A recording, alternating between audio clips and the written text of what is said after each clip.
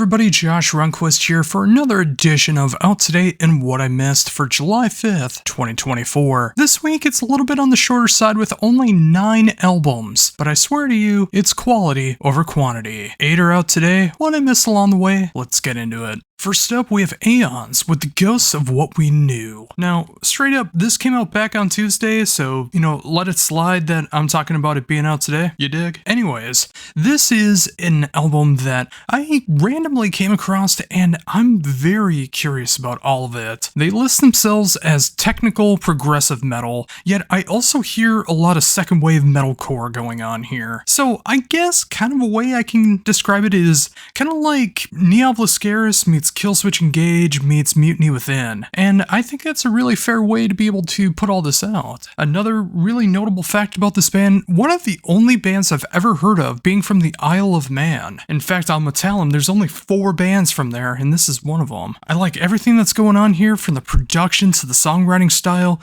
to knowing when to be heavy and technical and when to scale back and write for the song. And if this sounds like something for you, I highly recommend it.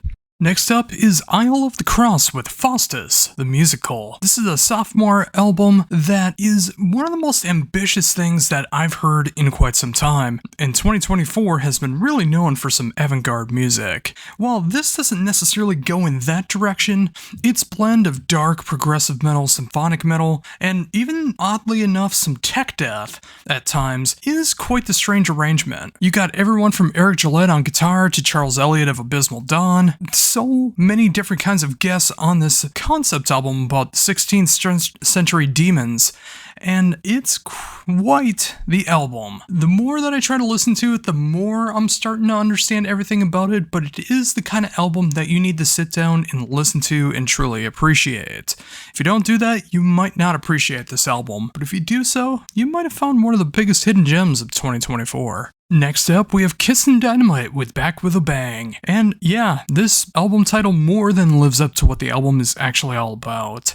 Now, I should say this is probably the most mainstream commercial rock album Kissin' Dynamite has ever made, but that does not mean that it's not the best album that they've made so far. All of these songs feel like they should be on Top 40 Rock Radio if North American Top 40 Rock Radio was worth listening to. Every single hook on this album is so catchy. Every single song deserves to be played live, and this is exactly what I wanted from Kissin' Dynamite pretty much all along. And if you're not into the AOR sound, you're probably not going to appreciate this album, but if you do, this might be the AOR album of 2024.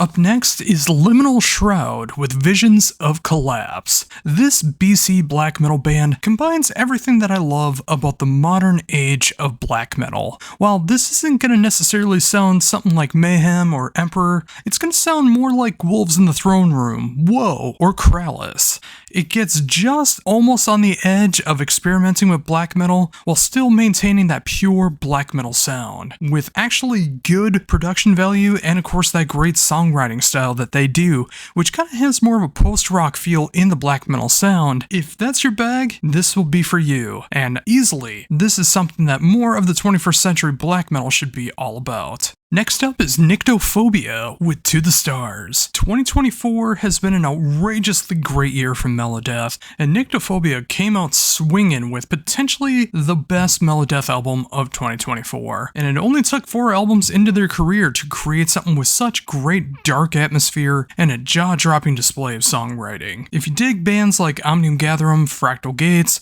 and even a little bit of the Black Dahlia Murder, you're gonna find something that's really appreciated here. It has some songs that almost feels like kind of like an 80s Melodeath kind of feel behind it, especially with some keyboards. It's got some faster stuff, slower stuff, everything that you want from this genre, all in one album. This German outfit has shown how it's done, and it's easily going to be very high up in my top 100 albums of 2024. Next up is Orden Ogen with The Order of Fear, another German band on the show this week, and something that I feel might be some of the best material the band has ever done, and sometimes it just takes a passionate fan who's willing to work with the band to really light the fire underneath them. A very cool story about how this all came together, while still coming up with some of the freshest but classic sounding Orden Ogen material to date. Everything from excellent production and songwriting to really trimming out all of the fat and just leaving what is important to the songs. Even if there are a couple longer songs on here, they're still done in the way that they know best.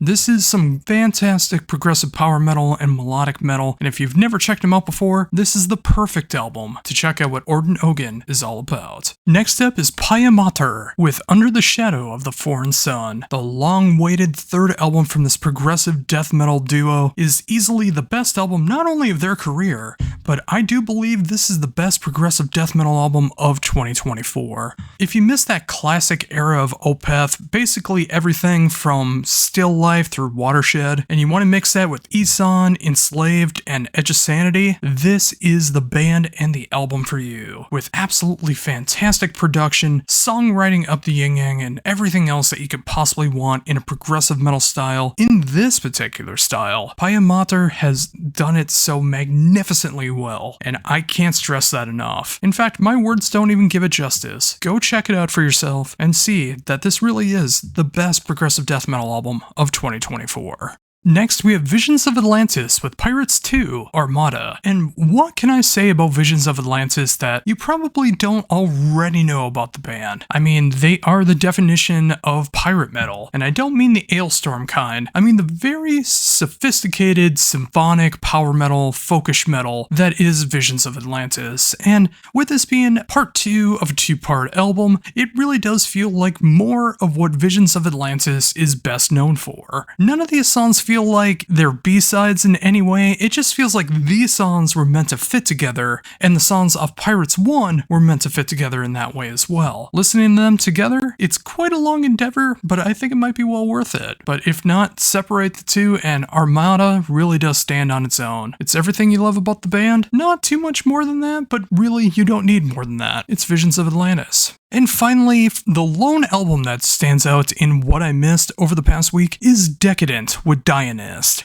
And had I known this album would have came out, I totally would have covered it last week. In my definition, this is what Devin Townsend would sound like if he was in a black metal band. It's got everything that you do love about the black metal sound, it's got that dark, evil chaos that's going on, but it's got those very ambitious and atmospheric moments that Devin Townsend's solo material has.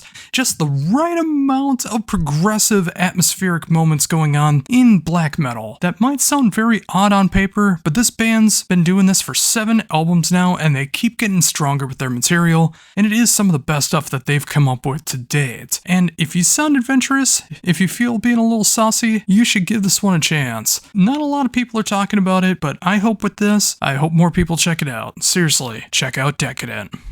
And there you go, folks. 9 brand new albums, 8 out today. Well, 7 out today, 1 that came out back on Tuesday, and of course 1 I missed last week. And what do you think? Did I pick out some good stuff? Did I pick out some bad stuff? Am I just a terrible person for my personal opinions? Is there anything I missed? Let me know all of that in the comment section down below. And of course, like, comment, share, subscribe, all that good stuff. And until next week, when I come back for Out Today and What I Missed for July 12th, 2024, this is Josh Runquist for the Heavy Debriefings YouTube channel saying, embrace the skullet.